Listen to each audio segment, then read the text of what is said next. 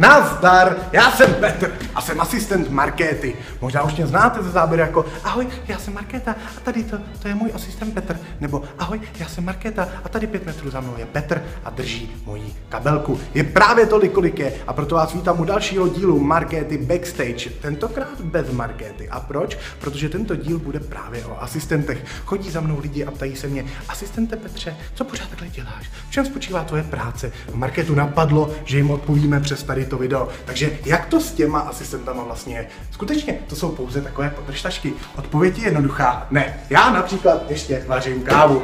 Představuji vám svého věrného sluhu kávovar. Je to můj jediný podřízený, ale byl bych podvodník, kdybych vám neukázal, jak precizně s ním umím spolupracovat.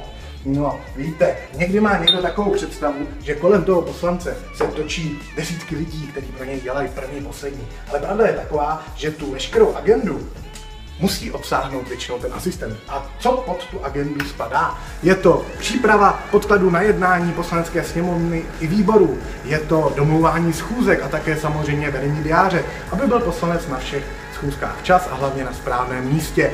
Také jste možná viděli předešlé díly Markéty o interpelacích a o přípravách na mediální výstupy. Tak i s tím asistenti pomáhají. No a samozřejmě také vaří občas kafe. Takže Markéto, kolik si dáš smetany do toho kafe?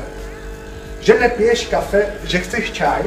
No dobře, tak není problém. Dáme smetany 2.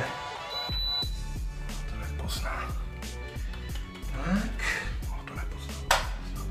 No, takže možná ještě, když si představíte, že tady to je poslanec a tady to je jeho asistent, tak určitě by ten poslanec mohl fungovat sám o sobě. Ale pokud si to představíte jako tandem, tak je ten poslanec na daleko plnějších základech. Co myslíte? Takže jak jsem říkal, příprava na jednání, vedení diáře, vyřizování e-mailu, to jsem neříkal. A taky vaření kávy.